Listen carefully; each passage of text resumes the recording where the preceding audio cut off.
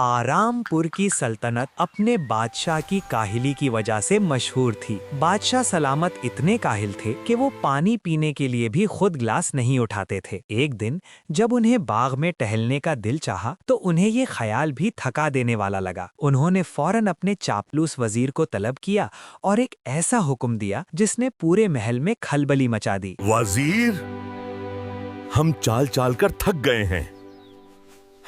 हमारे लिए एक ऐसा तख्त बनवाओ जो खुद उड़कर हमें हर जगह ले जाए। वजीर आजम जानता था कि ये काम नामुमकिन है, लेकिन उसे अपनी नौकरी भी प्यारी थी। वो सीधा उस्ताद दानिश के पास पहुंचा। उस्ताद, बादशाह का हुक्म है, कल तक उड़ने वाला तख्त चाहिए।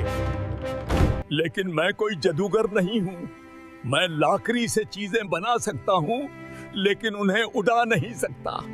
अगर कल तख्त तैयार न हुआ तो बादशाह तुम्हारी वर्कशॉप को ही उड़ा देंगे। उस्ताद दानिश को अपनी जिंदगी में पहली बार अपना हुनर एक बोझ लग रहा था। वो सोच रहे थे कि अब उनका क्या होगा। तभी उनका दोस्त गुड्डू कबूतर उनके पास आया।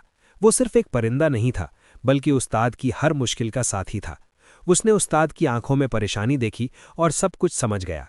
वो खामोशी से उड़ा और आसमान में गायब हो गया। उस्ताद दानिश ने सोचा कि अगर वो मरने ही वाले हैं तो क्यों ना अपनी जिंदगी का सबसे बड़ा शाहकार बनाकर मरे। उन्होंने रात भर काम किया और एक ऐसा तख्त बनाया जिसकी खूबसूरती को देखकर आंखें खैरा हो जाएं। उन्होंने इस पर परिंदों के परों जैसे नक्शो निगार बनाए, लेकिन वो जानते थे कि ये सिर्फ एक खूबसूरत फरेब है। ये तख्त जमीन पर तो बादशाह की शान बढ़ा सकता था, लेकिन आसमान में नहीं। रास्ता छोड़ो, बादशाह सलामत का तख्त आ गया। बादशाह सलामत ने जब तख्त को देखा तो उनकी आंखें चमक उठीं। वो भागकर उस पर बैठे जैसे कोई बच्चा अपने नए खिलौने पर बैठता है। चलो उड़ो। लेकिन कुछ नहीं हुआ। उन्होंने दोबारा कहा, मैं कहता हूं उड़ो। बादशाह का सारा जोश गुस्से में बदल गया और उन्होंने उस्ताद दानिश की तरफ देखा। सिपाहियों, पकड़ लो इस धोखेबाज को।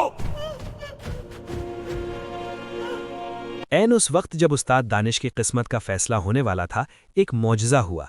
तख्त पहले कांपा और फिर जादू की तरह जमीन से ऊपर उठने लगा। बादशाह, वजीर और तमाम दरबारियों के मुंह हैरत से खुले रह गए। वो इसे उस्ताद का जादू समझ रहे थे, लेकिन असल जादूगर तो गुड्डू था, जो रात भर अपने तमाम दोस्तों को इकट्ठा करके लाया था। ये तो सच में उड़ रहा है। पूरे गांव को दिखाओ कि हमारा तख्त उड़ता है, बादशाह ने हुक्म दिया। गुड्डू ने अपने दोस्तों को इशारा किया और तख्त आगे बढ़ा। ये कैसे मुमकिन है? लेकिन सैकड़ों कबूतरों का एक साथ उड़ना कोई आसान काम नहीं था। तख्त हवा में ऐसे डोल रहा था जैसे कोई कश्ती तूफान में फंसी हो। थोड़ा और तेज, नहीं, थोड़ा आहिस्ता। बादशाह की चीखें कभी खुशी की होती तो कभी खौफ की, और गांव वाले इसे बादशाह की बहादुरी समझकर तालियां बजा रहे थे।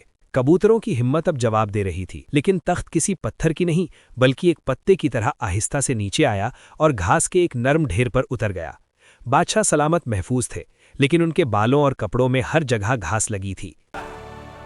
उस्ताद, तुमने तो कमाल कर दिया, हम बहुत खुश हुए। उसने उस्ताद दानिश को गले लगाया और उसकी कारीगरी की तारीफ की। हालांकि वो अब भी समझ रहा था कि ये सब जादू से हुआ।